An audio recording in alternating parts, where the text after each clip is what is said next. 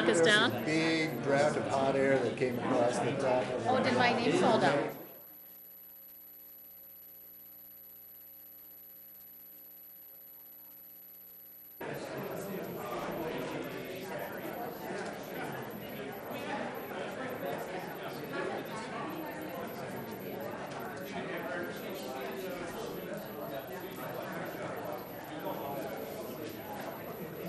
You need to keep going, guys. The library.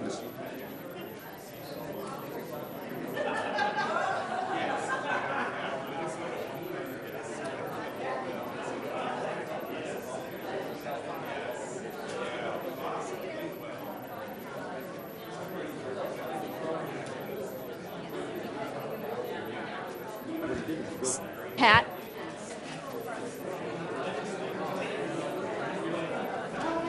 Fred, can I ask you to sit? And then you could have.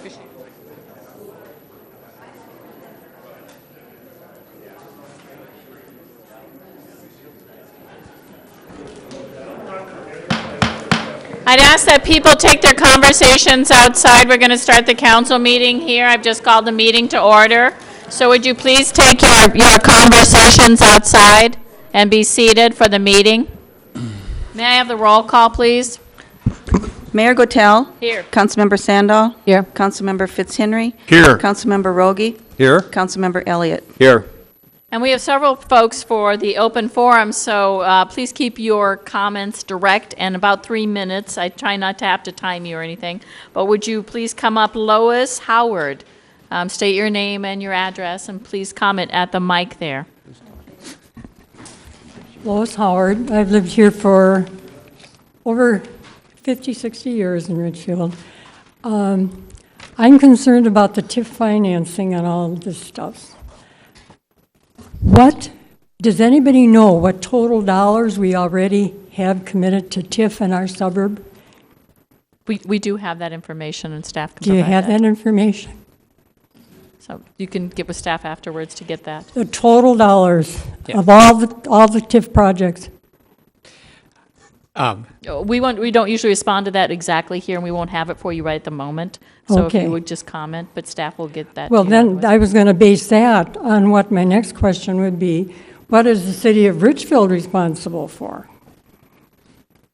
If any of these default, and also, well, I'm just concerned about our taxpayer. Madam Mayor, can I just answer Please. this? I spent quite a bit of time on the phone with you speaking about TIF. I know you Yep. stopped in and talked with our accountant down in I CD. talked with Mer- She gave you a Link. piece on TIF, and we talked about it. Gave me a little As I bit. stated on the phone, and as I'll state again, most of the TIF that the city of Richfield does and has done for the last many, many years is what's called pay-as-you-go TIF. We don't, as a rule, go out and have money from the city front-ended and then paid back by TIF proceeds. What really happens with TIF in the city of Richfield under pay-as-you-go, the developer puts the money up front, makes those payments, and they're repaid back out of the TIF to the extent that they make tax payments first. So the money that they get back is money that they have paid already in taxes through TIF. So what are we on the hook for with that TIF? Virtually nothing. What if they default? The project defaults. Well, then they don't get paid back. They don't pay themselves back then. Do we lose? No. Nothing? So Well, to that- the extent that, again, pay-as-you-go TIF, I must not be making it clear, but pay-as-you-go TIF means developer pays on the front end and they get paid back through TIF. It's not the city pays on the front end and the city's getting paid back. Where does TIF come from? What is the source of TIF? It's I'm sorry It's that, as I said on the phone, ma'am, the TIF is the excess value, the tax on the excess value between the base and the new value. It was in that pamphlet that we gave you, Yeah. and it was in the discussion that we had. If you want to talk very about hard to it, understand. it may be we should probably have another time when you come in, but I don't think not at the Steve, council didn't you meeting do here. a story on that? I don't know if I did a city 101. I probably Yeah, should. you did. Yes, you Maybe Maybe did. I we did. could guide her I to did. that. Because that's a lot easier to understand. Yeah. And a lot of people probably, since this is going through TIF, would probably like that. So maybe we should just put it back up on the website and say, look at the Yeah, 101. it's probably, if I did it, it's up there. I did a Yep, lot of city okay. 101s. Yeah, that's a really good one, and that would be a lot But better explanation. I just don't want people in the audience to get the idea that we're on the hook on the kind of TIF that we do, because again, it's the kind of TIF that we do is about the safest TIF you can have, the pay-as-you-go variety, so. And I want to know also what Ron Clark, what they consider in rent for this building that everybody can afford. Well, and Is it going to be subsidized? Ron Clark has that information, and that's been in the. Is that Yeah, that's all in through information as well. low-income housing? It could be, it probably will be. That is not good for the city of Richfield. Don't we have a lot of low-incoming housing in the city as it is now? And I have to say that we're not supposed to really be having conversations, and your minutes are up, and I really need to let somebody else Okay. talk, so. All right. Well, there's so many things unanswered. Conversations afterwards. Call our with staff, us, they'll help please. you out. Need a little more homework done by the council. Call our staff, they'll help us All out. your staff, Call our staff, they'll help us out. yeah. Camilo DeSantis?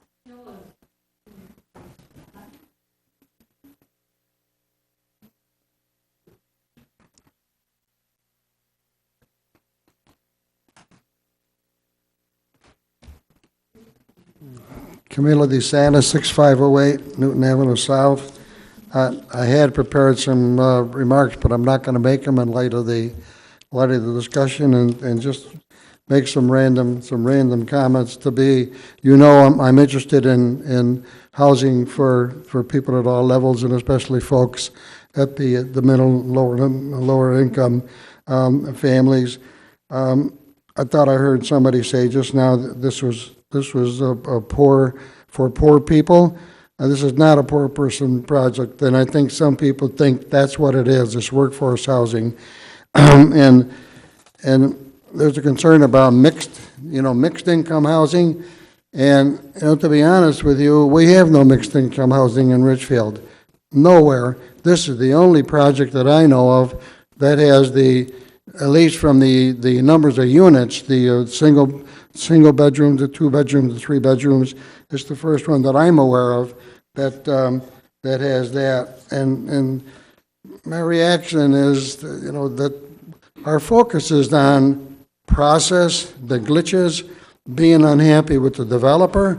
My focus is on workforce housing for families that are needed in this community. The 80-20 concept, okay, that's very popular, but from my point of view, the 80-20 concept also has a downside. It's really saying we will only do a certain amount of meeting the housing of people at a certain level, and that's all, 20%, and the rest, what happens to them, I have no idea at all.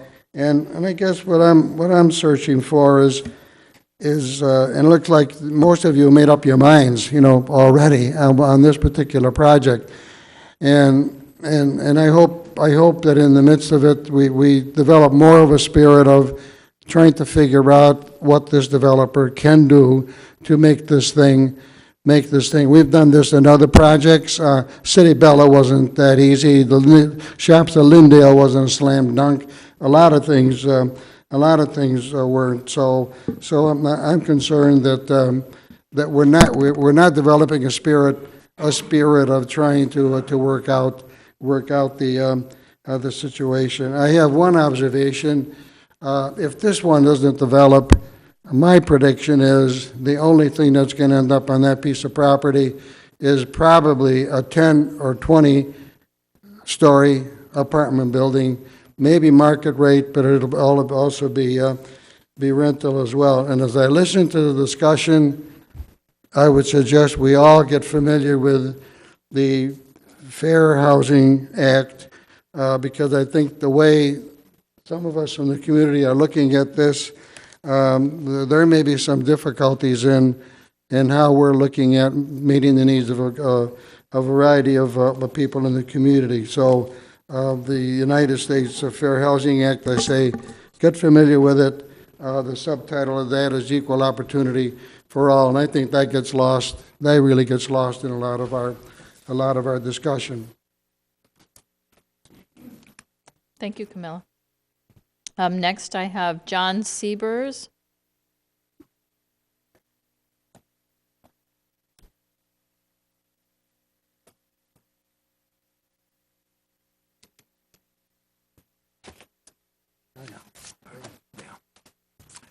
John Siebers, 6434 Washburn Avenue South. I've lived at this address since 1954. My kids went to school in Richfield High School, grade school. My wife and I continue to live there. We enjoy living in Richfield. I have an interest in what's happening in Richfield. I get the Richfield paper. I try to keep up to date on what's happening. I've been at the last HRA meeting here today, or the last one I was here today, and I was listening to the lady that was presenting the plans for Ron Clark's construction. My question is, if Ron Clark's construction permit is approved and he later sells the property, at this time, could the property be sold as low-income housing? What guarantee do we have that this property would remain affordable housing?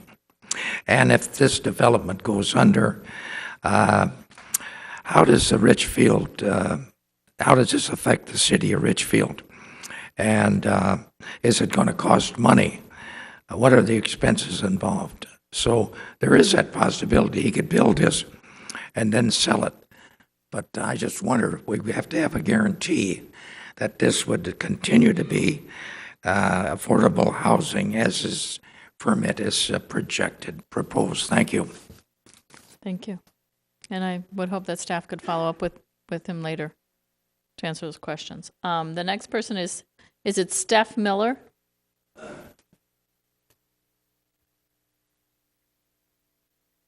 Steph Miller, 6804 James.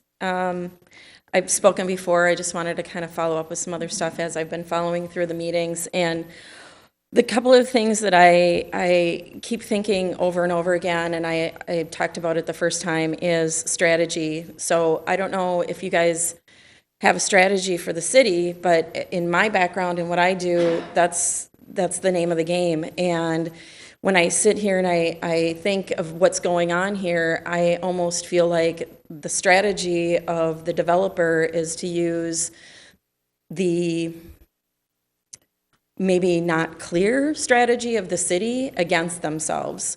And so I just don't know how to say it respectfully. It feels like the strategy here is to keep the plate spinning and to keep the scramble going, and then and keep the votes kind of bouncing against each other. And then it made me very nervous when they were talking about, the planning commission, if I understood it correctly, the planning commission abdicating their votes in lieu of or in contingent, and I understand what the word contingent means, but in contingent upon what the HRA or vice versa going back and forth, and it feels like it's either abdicating their voting power because they don't want to be the ones on the hook when it gets voted through, or hoping that the HRA are the bad guys in this. And it feels like, it feels like the running game here is using you guys against each other and against the community. So I just wanted to address that, and if there's a strategy and if it's out on the website, I'd love to see it, or like what the vision is or the long-term plan is for the city, because I'd like to be here and I'd like to have all economic levels, all types of diversity, but I want to make sure that we're playing fair across the board. So that was my first one. And then the second one was the gentleman at the very end. I didn't catch his name because I unfortunately arrived late, but at the very end of the table, he had asked to have the positive feedback read into the record. I too would like to see that, because I don't believe it's there. I don't. And I'm not part of the, I know that there's all different, things going on, and you're following it on Facebook and you're following it on the commentary in the patch, et cetera. I have yet to see, other than the gentleman here, who I applaud you for every time I'm here, you're here making your comments. I applaud you. But unfortunately, you're the only one that I've heard this from. So I would like to know if there is a way that information can be read into the record or brought to the table. So that's my second one. And then last, I'd actually like to go back to the TIF, because I think there was a little bit of bamboozling that was going on here about 15 minutes ago. And that is I understand what TIF is, but there still is some kind of subsidy that's going on. There's a reason why they're asking for TIF, because if they could pay for everything and do everything that they wanted, they wouldn't be asking for TIF. So while she might not have been asking the correct questions, the answer at the end of the question at the end of the day is how much are we giving this construction company or this developer to do what they're doing? You know, whether or not it's the dollars in between this valuation and that valuation. I mean, I mean, otherwise they wouldn't be asking for it. There's money on the table somewhere, and somebody's going to be paying for it, and it's not going to be Ron Clark. So that's where I'm at with TIF. So I think you kind of pulled a fast one, and I just wanted to address it because I think that needed to be said. Madam Mayor, could I respond to that? Please. The idea that I, quote, pulled a fast one, that's quite extraordinary. The question that was asked of me had nothing to do with what you just said, Ms. Miller. The question she asked about was TIF and how that TIF worked and where the city was at risk. The fact that you're speaking to is a different aspect of TIF, and you're saying that there was bamboozling going on because Ron Clark was going to be getting something, and I wasn't addressing that. The fact of the matter is, if you listened to what I said, the pay-as-you-go TIF meant that the money that the developer put in on the front end, or a portion of it, comes back to him through the taxes that he paid. So that's not saying that he's not getting anything.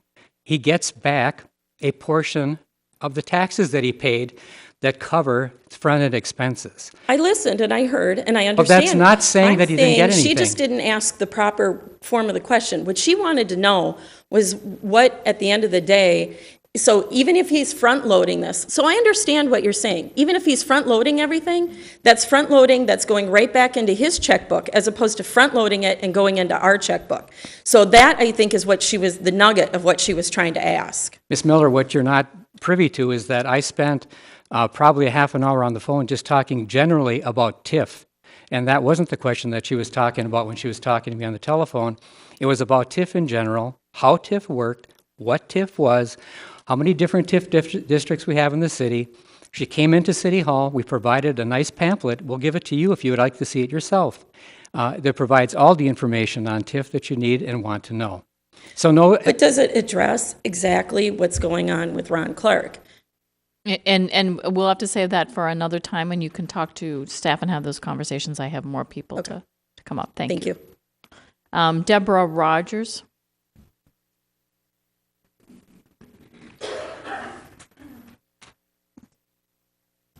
Hello, Deborah Rogers, 7424 First. I've lived in Richfield my whole life, so I do have interest in Richfield, and I'm not in agreement for this project. I drive 76th Street every day going to work, and having more traffic is not going to work on that narrow two-way street. And I see they're doing this long driveway, and maybe that'll work, but I just feel really bad about this situation and how the plans have changed. That's all I have to say. Thank you. Can I ask for silence in the council chambers? If you want to talk, you can walk out the side door. Thank you very much. I'd like to ask everybody to stand and join us in the Pledge of Allegiance.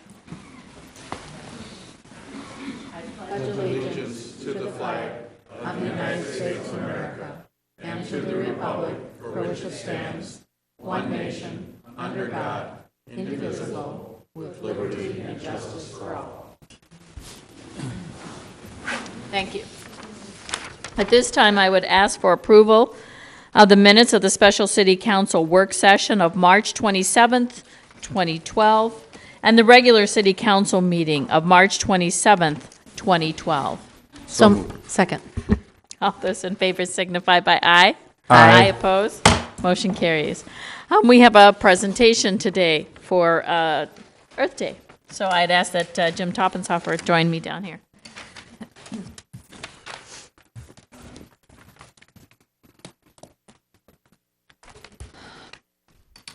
And I know you have some things to add, but I really appreciate this. This is a proclamation designating Earth Day Arbor Month in the city of Ridgefield.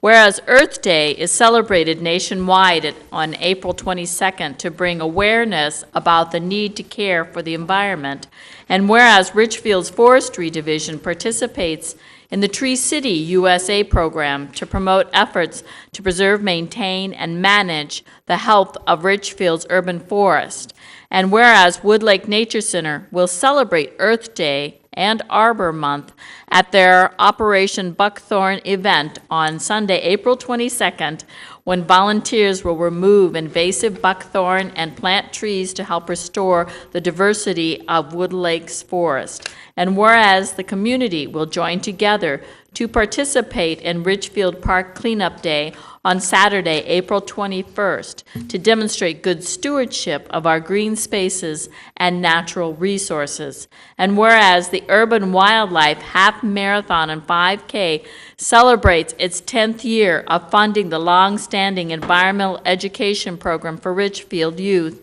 and uses only materials that are recyclable, compostable, or reusable. Now therefore be it proclaimed that the City of Ridgefield is committed to promoting the values of Earth Day and Arbor Month and invites its citizens to celebrate the spirit of Earth Day and Arbor Month throughout the year by making environmentally responsible choices in their lives. Proclaimed this 10th day of April 2012. Signed, Mayor Gotel. Thank you. Thank you, Mayor. Just a couple things here. This is something that we're very, very proud of. A day before Earth Day on the 21st of April, we have, that's kind of our big day that our adoptive park groups come in and clean parks. And there are 50 groups that we have, 50 of them. And that's, every single park has an adoptive park group. Most parks have 2 or 3 groups that are taking care of that park. And it comes from a lot of different places. About 7 of these groups come from businesses. I know Best Buy has several groups. 5 of them come from churches. 6 of them come from schools. We have a number of scout groups, individuals, neighborhoods, 50 groups. That's, I think, an impressive amount. And Ridgefield, the residents really take pride in their parks, and they care about it enough to come out and help us keep them clean. And then on Earth Day, April 22nd at Woodlake, this is something we usually always do. It starts at 1 o'clock and goes to 4 o'clock. It's free. We always get a number of people, but we certainly would welcome more. So consider coming out to share an afternoon of learning about our wooded areas that we protect and maybe doing a little buckthorn removal. Thank you. Done that before. Thanks for promoting that. We'll move on to council discussion. Hats off to Hometown Hits. And do you want to go first? If I may. Yes, certainly. Go Thank you. first, Councilmember Sandow. I just wanted to say that I have personally dug out 3 buckthorn out of my lilac hedge, and it's a pain to do. But it makes a huge difference, and so it's worth doing. Wanted to just bring to the attention of the public that the Woodlake is also having a benefit dinner. They do this once a year, and it will be held Friday, April 27th at the Minnesota Valley Country Club. If you're interested in attending, you could call and find out about tickets. It's the number you'd call is at Woodlake Nature Center, 861-9365. It's always a fun event. They have silent auctions. They're going to have an excellent speaker. And I believe, if I remember, walleye is on the menu. if I Yes, recall. almost always. Yeah, Yes. so should be good. Councilmember Fitzhenry. Thank you, Madam Mayor. Well, I have a couple items, but the first one is our morning coffee clutch. We always discuss what we could do for Richfield. And we came up with an interesting concept of a flea market in Richfield. We always look at reasons to bring people into the community to kind of, get them used to our fine city and maybe move here. So we had discussed maybe possibly having a flea market, and if Dave Dahl is still here, if he could stand up here and maybe give us an idea what he's talking about. Come up to the mic, Dave, so we can.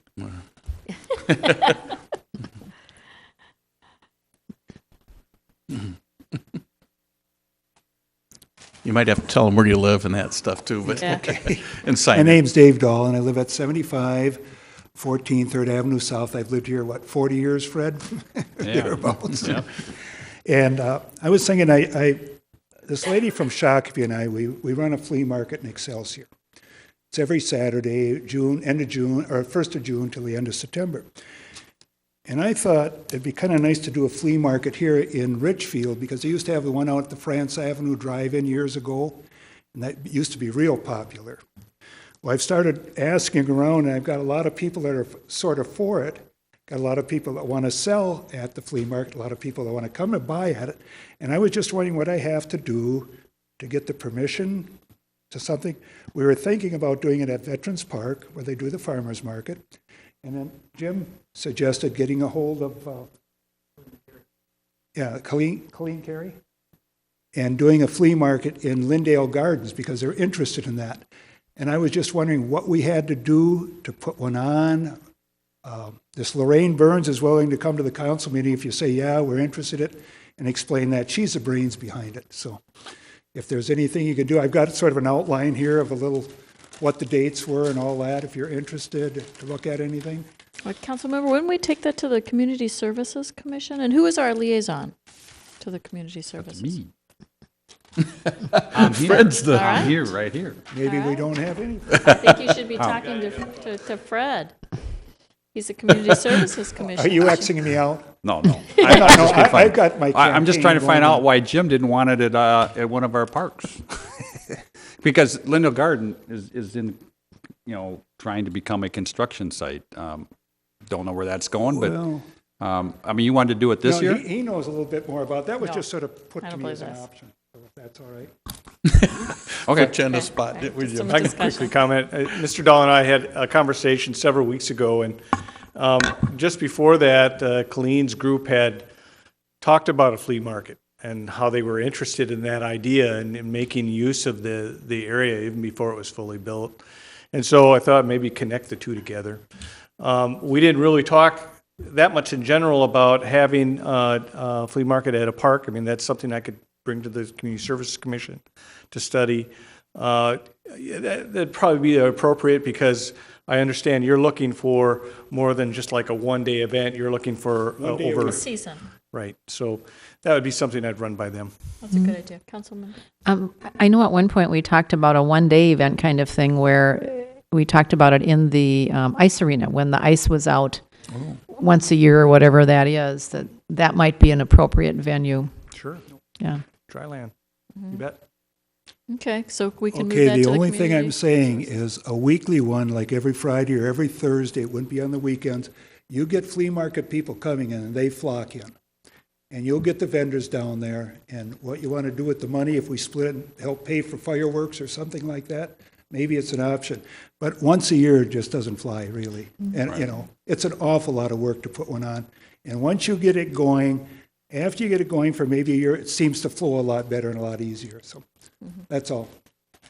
Okay, thank you. Thank Okay, you for coming. thank you. And I think we've put a Give me a bug call, in there. Dave, we'll talk about it and see what, I guess my concern is that whether you want to build it in a construction area or get a place so you're not moving around. Yeah. I'll that- talk to Jim tomorrow. Okay. Okay. So it's just an idea brought up, and I thought it'd be interesting. The other item I have, this came from our Beyond Yellow Ribbon group. It's called Purple Up for Military Kids. It is this Friday, April 13th, and April marks the nation's Month of the Military Child, a time to honor youth impacted by deployment. And in celebration, Operation Military Kids invites us to join them on their second annual Purple Up for Military Kids, which began last year in New Hampshire. We're encouraging everyone across the country to wear purple on Friday, April 13th, to show their support, to thank military children for their strength and sacrifices. Purple is the color that symbolizes all branches of military, and it is the combination of Army green, Coast Guard blue, Air Force blue, Marine red, and Navy blue. Take this opportunity to appreciate and celebrate these young heroes. Thanks, nice, very nice. I'm just a few days ahead of schedule. Can you top that? I don't have anything. I'll have to wait for Dave to call me. Okay, all right. Councilmember Elliott. I can't top it. I will tell you that Easter Sunday I was at my sister's and Tori Christian was there, and her husband Matt lives right over in your district, and he's a major in the JAG Corps over in Kuwait right now, helping with the drawdown. And she'd forwarded me the email, and somehow I lost it, so I'm certainly glad you were able to find it. But more importantly, I also had an opportunity. I've got, and I don't know how this works, I've got two sisters that winter in Tucson, Arizona, and I'm here all winter long. How does that work? There's a disconnect there somewhere. I'm not sure what it is. But every morning I go over to Bally's to work out, and I always make the construction tour past Pizza Luce, around to 64th Lindale, back past Wellington's development. And I'm amazed at how rapidly it's progressing. The footings are in for the LA Fitness, and just watching the construction go really is a bonus to Richfield and what's going on construction-wise. And the reason I mentioned my sisters is, as I said, they both winter in Tucson, Arizona, and I was talking to them Sunday, and they said it was just amazing and exciting to come back and see the developments and what can happen in a community in 4 months, and you come back and you see that. And it restores. I mean, we were here. We watched the hub being built in 1956, so I'm familiar with construction in Richfield, and to have them excited is something because they're even more cynical than I am. So it's fun. It's fun for them to comment to me to how excited they are about what's happening with. See the Menards? Yeah. Yeah. Oh, that's great. It just brought to mind. Menards and Chi-Chi's is gone. Yeah. And I went out to Hopkins on Highway 394, and I just forgot the name of the street out there. Exit right past Highway 100, west of 100. Oh, I just forgot the name of it. Xenia? No, Xenia right Place? past Louisiana.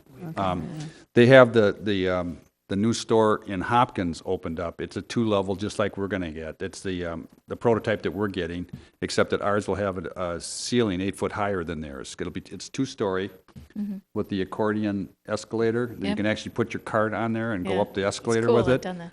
And I went out to that store, and that store is immense. And this is going to be the same thing, only a little bit taller. So it's looking good here. Getting a lot of construction going. It is.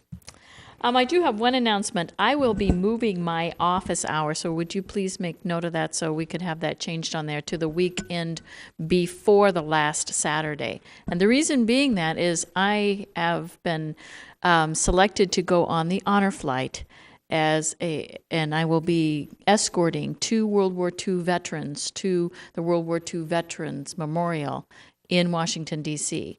Now, this is quite a privilege. You pay to do this privilege, but the World War II veterans go free grata. Southwest Airlines sponsors this. They fly them out every so often, and it's quite a wonderful experience to go on a plane full of World War II veterans and take them out to see the memorial that was made for them. So I will get the honor to do that for them. And I'll have to report back and let you know how that is, but I'm really excited about doing this. I am going with Earl Eklund, and some of you know who Earl is because everybody knows his Model T from the cattail days, but he's also just given back immensely to our community. And so it was really grateful that he asked if I would be his escort. So I'm very proud of being asked to do that. Kind of a neat thing. If you want to do it, go up and Google the honor flight. They have all kinds of little pancake feeds around here too to support that over at what is it? Anyanda's place, Shoreview. They have all kinds of things going on. So if you'd ever want to do that, it's a really, really neat thing to do. I'm sure I'm going to really enjoy that. It'll be memorable. So, any other items? Nothing here. Okay, I would ask council's approval of the agenda. So moved. Second. Any other discussion? All those in favor signify by aye. Aye. Aye. Opposed? Motion carries. We have the consent calendar. City Manager. Thank you, Madam Mayor, members of the council. The consent calendar, for those in the audience, both here and at home, contains several separate items which are acted upon by the City Council in one motion. Once the consent calendar has been approved, the individual items and the recommended actions have also been approved, and no further council action on those items will be necessary. Tonight, we only have 3 items on the consent calendar. Item 1 is consideration of approval of a resolution opposing closure of the Division 4 Southdale Courthouse of the 4th Judicial District. Item B is consideration of approval of resolution accepting anonymous donation of $100 to the Richfield Police. Item C is consideration of approval of resolution authorizing a joint powers agreement between the state of Minnesota, acting through the Department of Public Safety, Bureau of Criminal Apprehension, and the city of Richfield on behalf of its Housing and Redevelopment Authority. And that concludes tonight's consent calendar. I'll move the consent calendar. Second. Any discussion? Please? I'd like to comment on the closing of Southdale, being the ex-cop. I'm glad we're passing this resolution because I know how difficult it would be for our officers and our prosecutor now to either go downtown or completely out to Ridgedale to try these cases. And I think it would be disservice to the citizens of Richfield who have to go to court to have to go so far, when many of them that get into the court system don't have adequate transportation anyway, from my experience. So I am very happy that we took it upon ourselves to pass this resolution. Okay. Any other comments? All those in favor signify by aye. Aye. Aye. Opposed? Motion carries. Councilmember Rogie, you have the first item on the...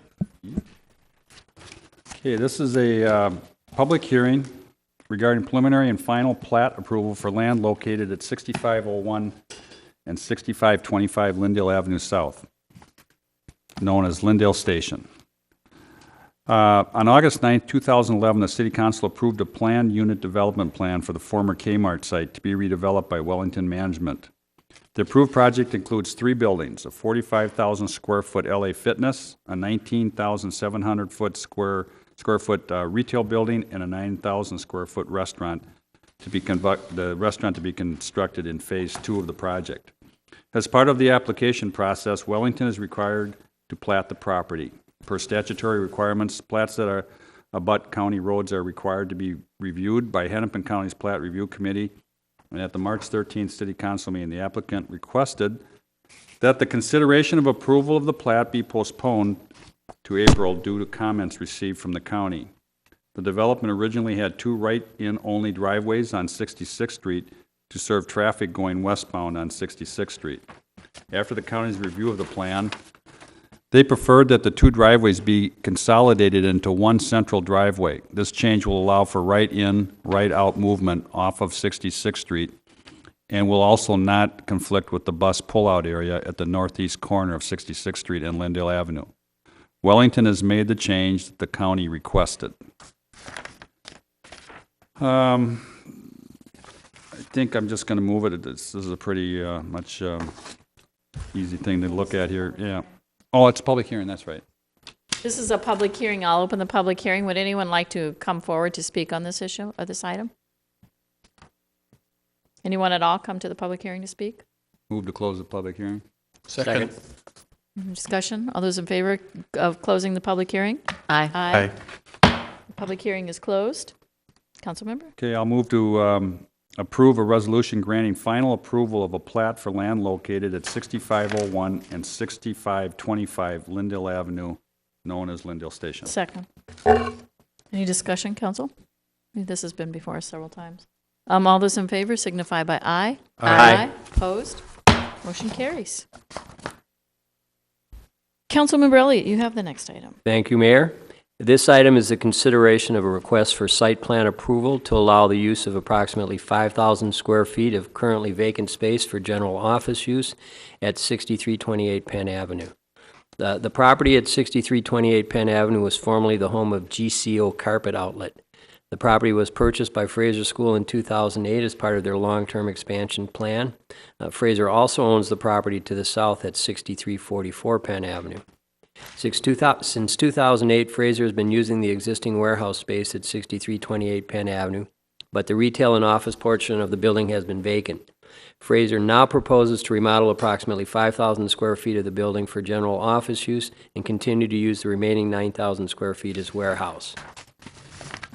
Policy considerations, and normally I'd turn this over to Mr. Stark, but he's been talking a lot already this evening, so I'll relieve him of the obligations. A change in the use of a building, vacant warehouse, requires site plan approval. In evaluating a site plan, the council shall consider its compliance with the following: consistency with the various elements and objectives of the city's long-range plans, including but not limited to the comprehensive plan. The Penn Avenue corridor is designated as mixed use in the comprehensive plan. And long and short of it, this proposal is the direction contemplated by the comprehensive plan.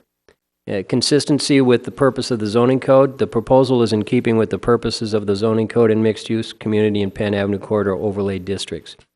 Preservation of the site in its natural state insofar as practicable by minimizing tree and soil removal and designing any grade changes so as to be in keeping with the general appearance of neighborhood developed or developing areas. It's not applicable to this situation.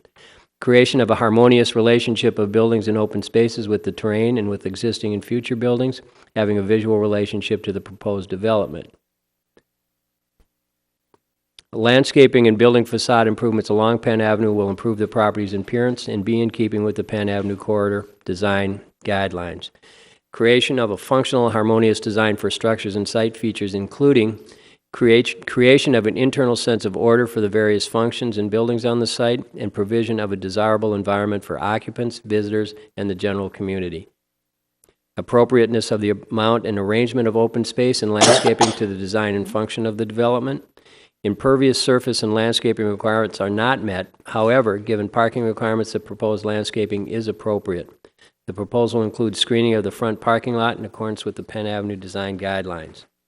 Appropriateness of the materials, textures, colors, and details of construction as an expression of the design concept of the project, and the compatibility of the same with the adjacent neighboring structures and functions. Once again, this compliance requirement is not applicable. Adequacy of vehicular, cycling, and pedestrian circulation, including walkways, interior drives, and parking in terms of location and numbers of access points to the public streets, width of interior drives and access points, general interior circulation, separation of pedestrian, cycling, and vehicular traffic, and arrangement and amount of parking so as to be safe, convenient, and insofar as practicable, compatible with the design of the proposed building structure and neighboring properties. An off-street parking permit was approved for this site in 1992. However, the existing layout does not comply with either that site plan or current code requirements. Staff feels it is important to correct deficiencies related to parking stalls and aisles in order to provide safe passage throughout the site. Code requirements call for 25 parking stalls. There are a couple of different options by which the applicant could meet both stall and dimensional requirements. One option would allow for all parking to be provided on-site. A second option would require a shared parking agreement between this property and Fraser's adjacent property to the south, 6344 Penn Avenue. Staff is open to either option. Any approval should be conditioned upon submittal of a revised site plan that meets current parking stall and aisle requirements.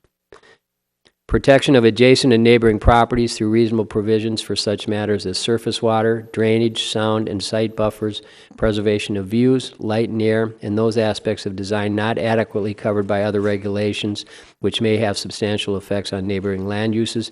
No such impact to adjacent properties as is anticipated. Timing issues include a 60-day rule. The 60-day clock started when a complete application was received on March 12, 2012. A decision is required by May 11, 2012, or the council must notify the applicant that it is extending the deadline up to a maximum of 60 additional days or 120 days for issuing a decision. Site plan approval expires 1 year from issuance if the use for which it was granted has not commenced. With that all being said, I would at this time move to approve the attached resolution granting site plan approval for general office and warehouse use at 6328 Penn Avenue. Second. Discussion. Councilmember Sandal. I'm curious, is someone here from Fraser? Maybe you could come up because I just have a couple questions.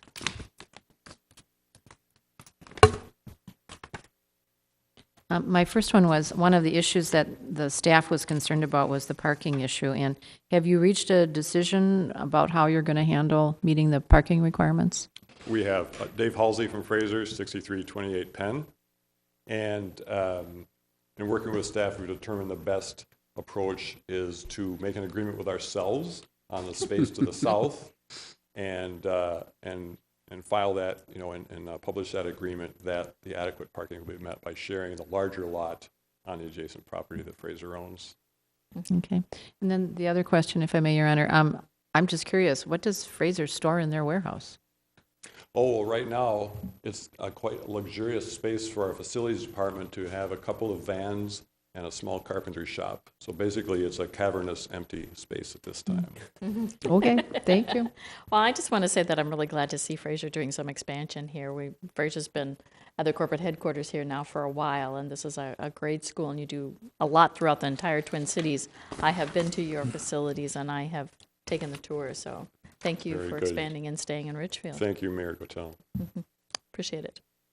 Any other discussion, comments, questions? All those in favor signify by aye. Aye. Those opposed, motion carries.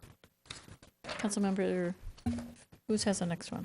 Tom, excuse me, Fitzhenry. I can't see you under my glasses here. from that Thank chair. you, Madam Mayor. I get to do something fun now. So. I know. Okay, so item number 8 on the agenda is consideration of resolution approving the contract with International Association of Firefighters Local 1215 for the contract period of January 1st, 2012 through December 31st, 2012. City staff has completed labor negotiations with International Association of Firefighters Local 1215. The provision of the contract agreement for 2012 covers all employees in this union. There are currently 24 employees represented in this unit. Upon ratification of this contract, all of the city's 5 bargaining units, as well as general services and management employees, will have received a 1% wage adjustment effective January 1st, 2012, and a 1% wage adjustment July 1st, 2012. The tentatively approved 1-year contract settlement includes the following significant changes. Wages, a 1% wage adjustment effective January 1st, 2012, with an additional 1% increase effective July 1st, 2012. A $0 increase to the employer health insurance contribution, which provides full coverage at the high option plan for single employees at $616.50 per month, and $915 per month for employees plus spouse or employees plus children coverage, and $965 per month for employee plus family coverage. For employees who select a single-tier $2,500 high deductible health plan option, the employer will contribute a maximum of $250 per month into the employee's health savings plan. The city received a decrease in health insurance premiums for 2012 from the new carrier Blue Cross and Blue Shield. The entire savings was passed on to the employees in lieu of an increase in city contributions, and a $2 increase to the employer contribution for single dental insurance coverage at $40 a month, and a clothing allowance of $15 increase to the annual clothing allowance, which was from $570 to $585. So I'd like to then, by motion, adopt the resolution approving the provision of the 2012 labor agreement with the International Association of Firefighters Local 1215 bargaining unit, and authorize the city manager to execute the agreement. Second. Any discussion? I want to thank Pam Dimitrenko again. You do all our great negotiations, and we really appreciate that. We also appreciate the firefighters, too. Thank you for being so gracious and working with us. All those in favor signify by aye. Aye. Opposed? Motion carries. The next item is consideration to approve a contract with Spone Ranch Skate Parks to design and build a Tier 1 skateboard facility in Augsburg Park in the amount of $85,250, and I believe that may have already changed. We'll get a presentation on that. At the conclusion of the public hearing on June 28th, 2011, City Council authorized staff to advertise a revised request for the proposal to design the construction of a Tier 1 skate park in Augsburg Park. 2 designs were received, and the selection committee chose a design offered by Spone Ranch Skate Parks. Spone Ranch's original design was then modified to include high-level changes in 2 of the corners so that gravity could be used to help propel the skaters around the facility. The enhanced design will cost $40,933 more than originally budgeted. However, a local contractor has asked to consider bidding on the project with a discounted price. The favorable pricing received from Ron Casa Concrete gave the enhanced project considerable savings. Design description. We got the attached schematics. The selected design is a structure that is attached to the existing basketball court located in Augsburg Park, while the assumption that the court would be used for skateboarding as is or for potential future expansion of the facility. The new structure would be constructed in the east side of the basketball court with poured in-place concrete, including stainless steel railing and coping. The dimensions of the structure are 54 foot by 89 foot with 3,700 square feet of skatable area. There are no drains needed by this design. Spoon Ranch offers a 12-month materials and workmanship guarantee. If approved, the project will begin in May 2012 and will be ready for use this upcoming season. So at this time, I'd let staff take this. Thank you, Mayor and Council. I've prepared a couple slides for the benefit of the audience so you can get it kind of a visual, and I'll also go over in detail the costs involved and some good news that I have to share as well. So this is a Tier 1 skate park, and what that means is that the components of the skate park are no more than 40 inches. And what the benefit of that is our insurance company would not require us to have it supervised, which would cost money, which would probably pose a fee for the user. So the park we would put in, the proposed park, would be a non-fee area. So you wouldn't pay. It'd be like playing on play equipment, only for skateboarders. Our site is in Augsburg Park, mainly chosen because it's central location. And you see right off of Nicollet Avenue in this picture where the basketball court is. The proposed facility would actually be adjacent to it, going to the east in the direction of Nicollet Avenue. So it's also a very visible location as well. Our cruisers going by will be able to see very clearly the activity in this facility. Here's a picture of it from several angles. Beautiful park.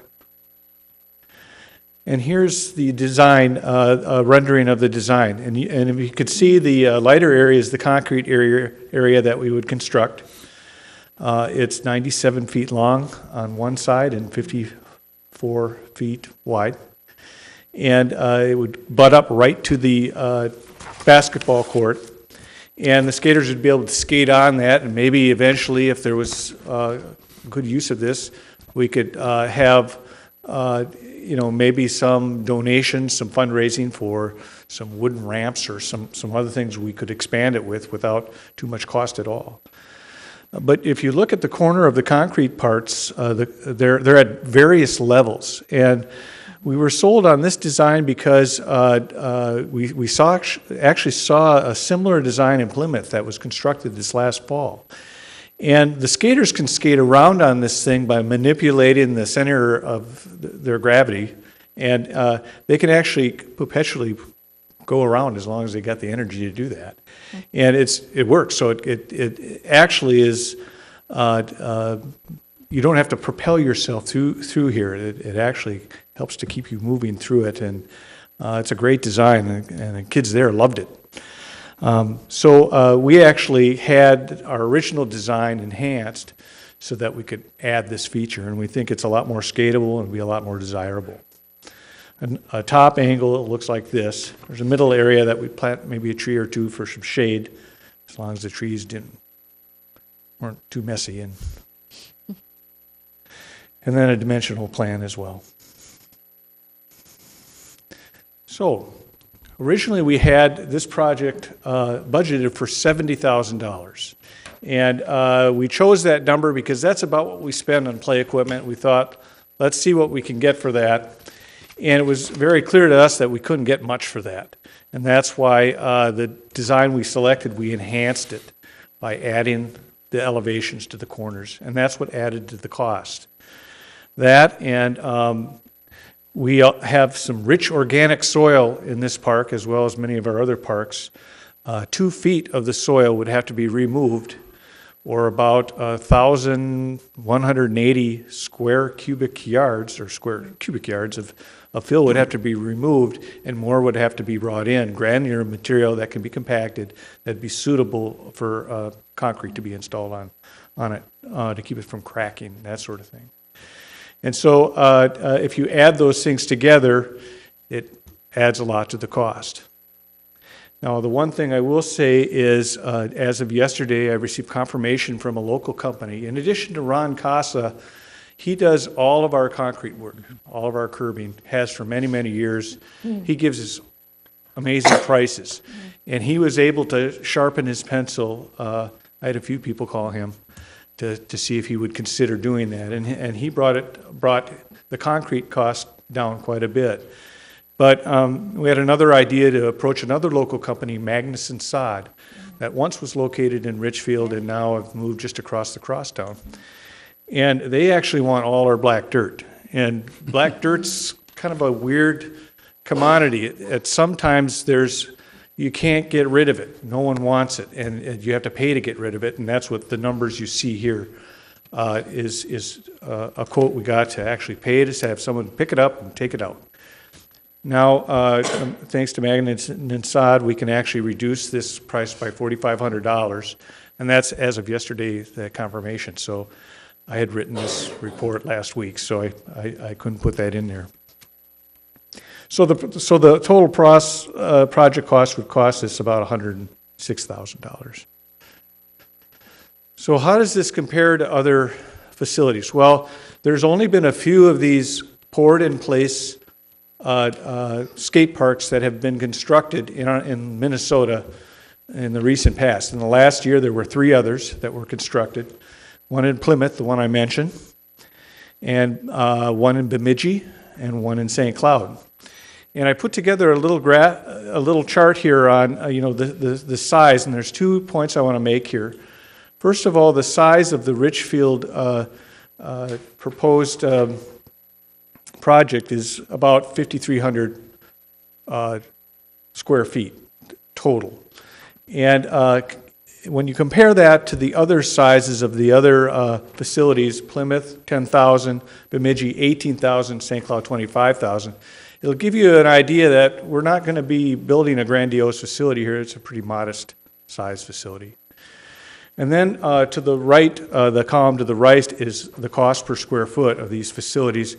Pretty comparable. The facility that was most like ours in Plymouth were pennies. When you compare a cost per square foot price, we're pennies different from them. And now that we're paying less for black dirt to be removed, it's even less. So our Community Services Commission is recommending that we do this. It's been a struggle because we've been trying to figure out how to do this for less money, but we've come to the realization in order to make this skatable, worthwhile doing, we have to pay a little more for it. And so what we would propose to do is get the extra money that we would need through revising our CIP, and we would ask that you would consider the project at a higher price at this time. Mayor? Questions for council? Please. I got a comment, but I may need to move over to the overhead. Oh, okay, please, go It's ahead. a safety concern. Oh, okay. Well, that's a question I'm sure maybe you has don't been have answered. one that's- There you go. So you're on the Elmo right there. Yeah, okay. And maybe you can see it. So my comment is, right here you have kind of high concrete right next to a basketball court. And you also have this little guy zooming into the basketball court. And my concern was the people that are playing basketball aren't going to be looking for the skateboarders and vice versa. And if somebody's playing basketball, they could hit the concrete, or if these individuals are allowed to jump off that, could go into the basketball court. And I just wondered if some way we could address that issue.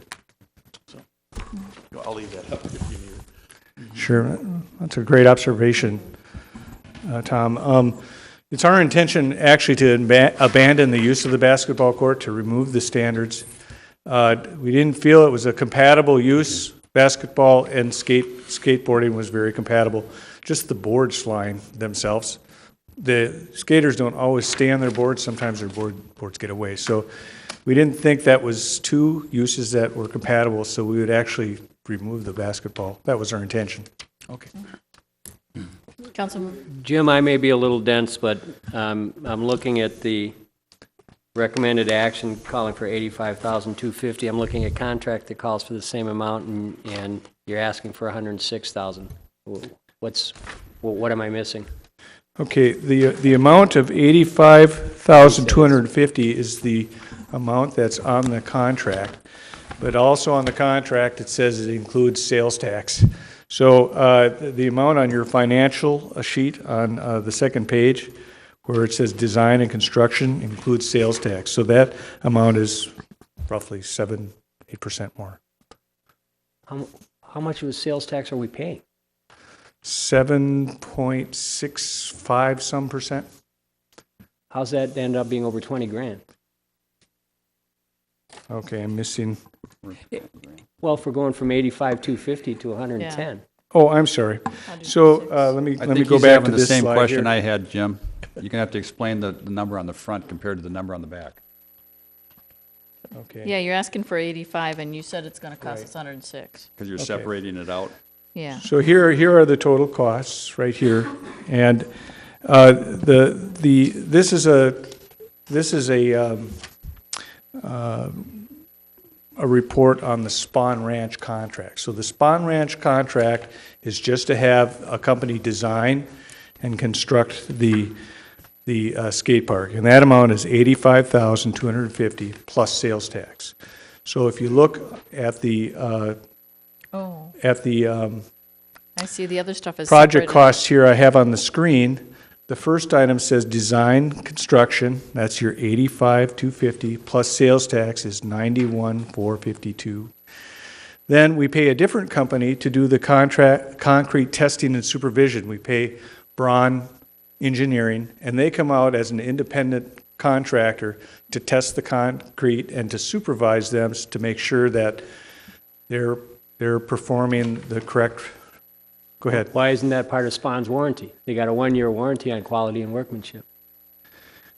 Well, normally the city would contract separately for testing, because you don't want to have your contractor subcontracting the testing, because you want to have somebody objective in doing that. So Isn't that what Spawn's providing a warranty for, though, is the quality and the aggregate in their concrete and what they pour?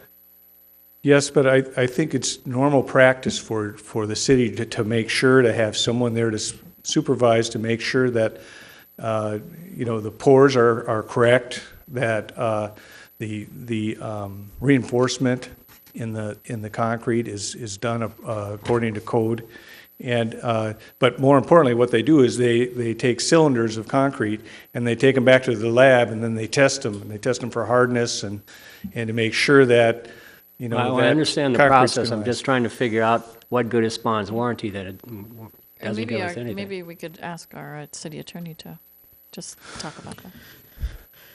Well, this is a situation where the city is acting as a general contractor, so the city is going to independently hire all of these different entities.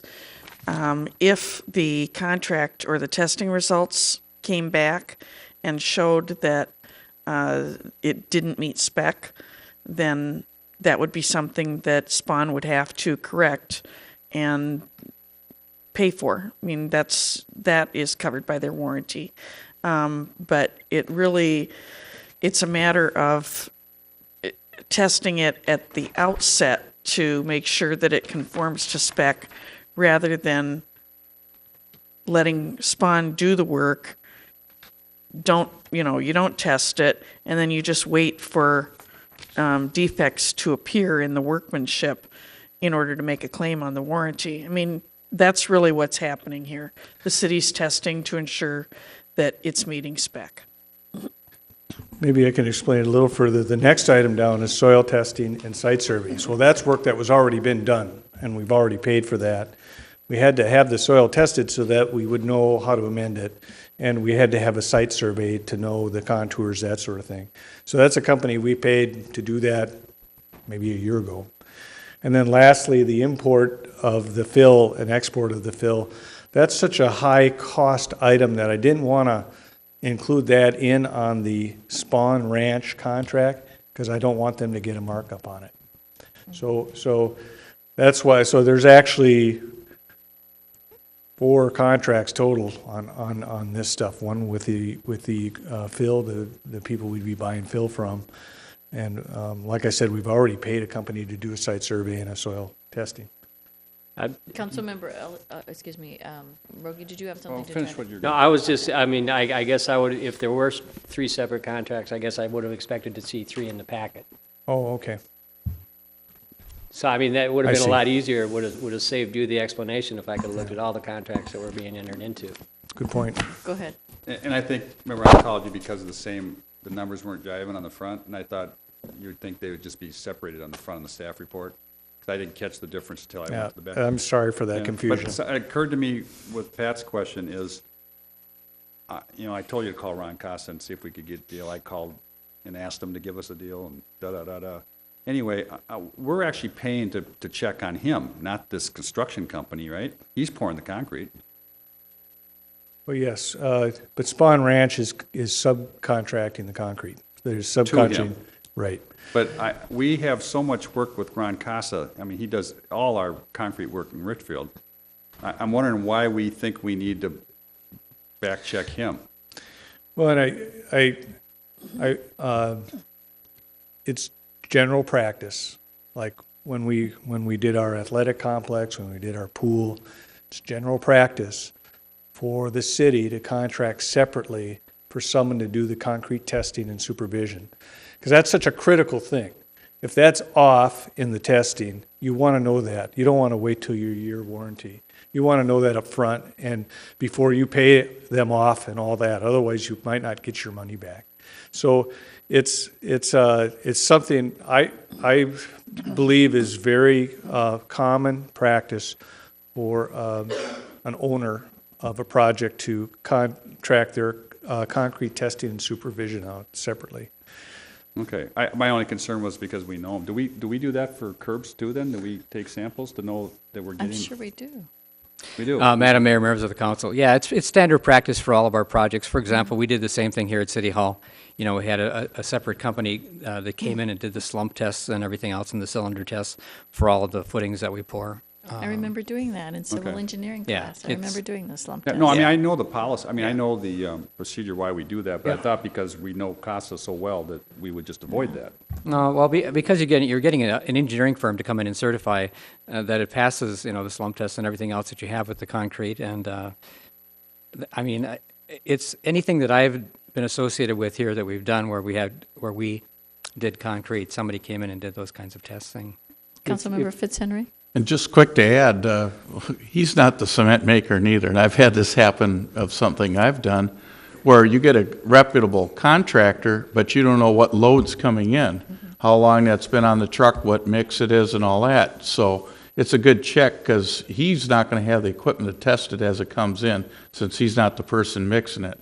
So we're really ensuring that whoever delivers it, because he's subcontracting who the delivery person is at least meeting that standard. If I may, if that's the case, Jim, I mean, I'm just curious if we've got 3 layers of indemnity here, but we still have to test it. So if Braun Engineering goes out and tests it and it meets specs and everything else, are they going to tell us how long it's going to last? Or are they just going to test and say, yeah, it meets, and then they walk away with no indemnity at all? It tells us that it meets the spec. It's what we thought was going to be the actual mix. And, if it fails at that point, it's really, we're hoping that it falls within the warranty time. But I'm asking, is Spawn or is Braun Engineering, is anybody telling us with the aggregate and what we're going to pour? I'm assuming it's more like a slab on grade. There's no footings or anything underneath the concrete slab, correct? Correct. So what's the lifespan? What's the shelf life of the concrete they're going to pour? Yeah, because otherwise, I'm trying to figure out what we're paying Braun for. if they can't tell us, well, it meets everything and you should be good for 10 years or 15 years or whatever. I guess maybe the easiest way of putting it is we're trying to keep the thing from deteriorating, from cracking. You know, it's winter outside. You know, you have to go the extra mile to make sure that they're doing it like it's designed. And in addition to just the concrete mix, they're also doing a compaction test on how much they compact the aggregate that's underneath. Mm-hmm. You know, if you don't do a proper job of that'll make the concrete fail as well. So it's just an objective, an expert that can objectively, through objective measurements of pressure testing, that sort of thing, you know, just to make sure that everything's right. You still haven't been able to answer, you know, what the anticipated shelf life is. I'm just curious. Is it 10 years? Is it 15 years? I mean, I'm assuming there's not going to be any, you know, that you're not going to have a significant amount of weight at any given time. So it's going to be more stress from continual use rather than any heavy weights passing on it.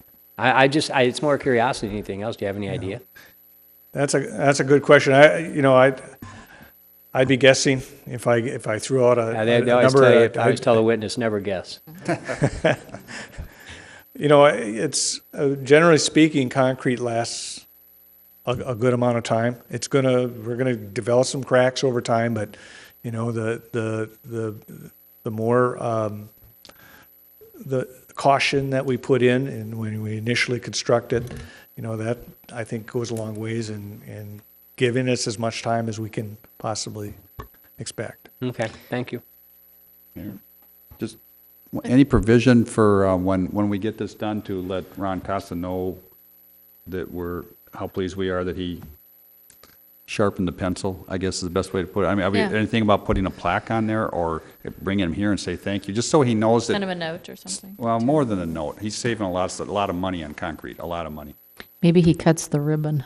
Huh? Maybe he Yeah, cuts something the like ribbon. that, so he knows that we appreciated what he did Sure. by cutting the rate that he did to Absolutely. make this possible. I'd be glad to invite him in here, and if he's not working, I mean, the guys' He's crews working are all the always time. working Yeah. in the summer, Till especially. dark, yeah, sometimes after dark. Councilmember? Have we moved this one? No, I'm about to do that. though. Okay. By motion, I'm going to make a motion to approve a contract with Spawn Ranch Skate Parks to design and build a Tier 1 skateboard facility in Augsburg Park in the amount of $85,250. Second. Any other discussion? Plus sales tax. Plus sales tax, yeah. All those in favor signify by aye. Aye. Opposed. Motion carries. We got a skate park. Okay, can I ask, that's obviously the biggest contract. Are the other ones don't have to come back before us, do they? I think those are more administrative. I've never brought a soil testing contract. Okay. You guys threw that out, so. Well, I just want you to know you have my gratitude. I've certainly heard from a number of people over the years. This will be a really fun thing for the kids. One of the kids came to us a Yeah, long time ago. yeah. I'm really glad. Thank you Thank for you. getting through this. You know, I'd like to say too, Jim, thanks for calling me, because I'm on the Community Services Commission, and talking about the two issues, because I think, you know, we did the right thing. We went way over budget, but we got people to cooperate in getting Clears Nursery. I think they're called Clears now still, aren't they? I don't know. I go there. I don't even remember the dirt people. Magnuson Sod. Yeah. But he still uses the name Clears too, right? I don't think so. No. Okay. They're in the Well, same complex. It's the but same, well, I mean, he bought Clears, I know that. I Okay. thought he was going to keep their name because see. it has a lot of attraction, but anyway, thanks for giving us a chance to figure out how we could save some money. You're welcome. I might bring them both in to get some recognition. Yeah. Good. Excellent. Wonderful. City Manager's report. Thank you, Madam Mayor, members of the council. A couple of things. Let me first, one of the issues that was brought up a couple of days ago by Councilmember Rogie is, you know, we're having, right now it's scheduled for 6 o'clock on Monday, that we have the report that housing, that long-awaited for rental housing the study. HRA housing Yeah, it's, report. yes. And that was going to be at, was it 5:45 or 6 o'clock on that particular It's day, 6 John? o'clock because it's also over the Advisory Board of Health, which I'm the liaison, Okay. and I'm, Well, Councilmember Rogie indicated he would not be able to make it at that time and wondered if that could be changed. And I guess I'd just throw it out to the council. Why can't we do it afterwards, after the That's what I meeting? asked, that we just do it at the end of your HRA meeting. I would prefer that so I could go to the Advisory Board of Health for at least half an hour. Is that okay with? Then we could check with the HRA. I can't get off work that night because the schedule's already set. I didn't know we were going to have a meeting that night. So I have to work that night, and I won't get here till at least 7:15, 7:30. So we're looking at a 50-minute presentation, question, answer. How long is it? Discussion. Sure how extensive it was. That's why I Yeah. didn't want to miss it. Yeah, I would just say a couple of things. One is the HRA agenda that night is brief to non-existent anyway. Okay. We haven't asked the consultant whether they're available at 7. We talked to them about the 6 o'clock start time. I'm presuming if they were available at 6, they would be available at 7. And so we could have it really at any point in time. The thinking was, that for the hour that their presentation was maybe 20, 25 minutes, and then it gives the time for questions and answers. Staff did receive the study yesterday. We just went through it yesterday, made a few comments, got the comments back to the consultant, and our plan is to get it out to all of the policymakers on Thursday, I believe. Okay. Could you get back to us as soon as possible, see if we can move that meeting? I'm okay with moving that. Like back. I would- 7:30? I think you should presume that we. 7:30, we Well, could just say that. I would say the HRA meeting is at 7. Maybe we just put it on the agenda.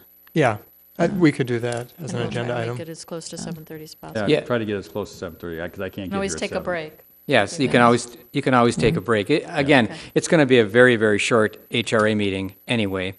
So you may have your HRA business concluded by 7:15, you never know, and you could take a break and. Well, I'll try to get here as quick as Okay. I can Yeah. in that 7:15, 7:30 Yeah. time slot. That'd be great. All right. Okay. Okay, that's resolved. I just want to report for just a second. I had a number of discussions with postal officials out in Colorado regarding the Richfield post office situation, parking situation. And, at one point in time, we had some hope that they would perhaps be in a position where they maybe could be talking with the city about swapping some land. We have some land on Cedar Avenue we could have swapped for the site that they have now. That would have provided a lot better parking. But in my discussions with them in the past week, it's pretty apparent to me that they have no money to do anything. And the only thing that they're able to do is to try and get some leases with businesses or places around our existing post office to put some parking, get some parking off their lot or get parking off the street. Now, they approached us, and I approved a 2-month lease for 15 spots down at the very end of our nature center, but I did not want to go with a further lease at all. It's a very, it's a short period of time. It's coming up. I think it takes effect, Corrine, is it immediately or within the next month or so? Well, they're down there already. Are they down there already? Yeah, Okay, well then, I saw them. they What do were you mean? just, They're parking in the street. No, I know, I've seen it, but I'm seeing the far end of the nature center, I'm trying to place that. the far end of the parking lot. West I end mean, or Down in east the end? yeah, down West by or the- east? I'll let Jim respond. It's close to Lindale Avenue, the east end. East It's very unoccupied, Yeah, usually. kind of that, down in that little Valley. area down there. East side of the- Small they- garage there. They wanted a longer term lease, but I said we'd have to talk about what the city might be willing to do or not willing to do going forward. Then I asked if they had any other leases in place. No, they have tried and were not able to get any other leases. And so, they were very appreciative that the city did anything to help them out, and wanted me to convey to the city council that they would appreciate very much if the lease could be extended so they could take some of those cars out of there, get them off the street. But I don't know. I've gone to the post office a few times before we executed this lease, and it was pretty congested in that area with cars parked everywhere, and it's hard to see, coming around that curve and getting in and out of the post again office. today. Well, I will tell you that I go by 5:30, 5:45 every morning, and it's starting to pill, and then when I'm coming back, they're blocked. You got school buses, you got city buses, and you got everything else going through there, and you got mail carriers walking in the street, and it's not a very good situation. No, it's not a good situation at all. But I think the message that I'm conveying here is that it was made pretty clear to me that they have no money to do anything. That's so. It is going to be a tough situation for us in the city of Richfield and that post office, because again, the parking that they used to have, with the remodeling of Pizza Luce, disappears, and again, you're going to start seeing more cars parked in the street, and eventually that's going to lead to some other issues. So, I've encouraged them to keep on looking to find other places to lease. To get more cars off the street. They tell me that they're trying, but everybody tells them they don't have any space. So, What about behind the liquor store? Isn't there spaces on the west end behind the building? Nobody parks in the back of the liquor store, do they? I haven't really looked at that. I haven't looked at it recently. We can't just let them keep doing it, because the longer we keep letting them do it, they're going to keep doing it. And The back of that entrance and towards the Lake Harriet Dance Center is a drop-off and pickup for kids. They go behind the liquor store to get there? Yeah. Also trucks. The entrance is in the back. Trucks have to Yeah. pull Oh, in okay, I there. thought it was wider back there than that. Yeah, I don't think it is. And we got a lot of beer trucks and coming in there. And, You might suggest to the post office that one of the things they could do to show their appreciation is to change their final pickup to 6 p.m. again, as opposed to 5:45. Well, that doesn't solve the parking problem. No, The no, people that are but it trying to does make help. left turns into the post office are getting caught out in the middle of a lane, and they have to sit there. It's not a good. The whole Yeah. thing is not a good sight. Right. right. I mean, that's what happened to me the other day when I went to the post office. I actually got pinned in between Me a too. car who was trying to turn behind me and somebody who just stopped in the middle of the driveway and decided to just wait there for a parking For a place to parking open. space. And I couldn't Yeah. go backward or forward because I was Yeah. going to drive through and go around and go park up the street and walk Yeah. down to the post office, but I was stuck in my Yep. in my vehicle. No. So Yeah. It's very interesting because Northfield took a real different approach to this, and they had real problems because they thought they were going to lose their post office. They have a historic building that they're refurbing, and they're actually giving space to the post office if they stay in another location. I think that's what some cities are resorting to so that they don't lose their post offices. It's a thought. yeah, it's a pretty grim state of affairs for the post is. office. And one last thing, I'm going to ask Pam to just come up for a second and talk about the building dedication that Pam is working on.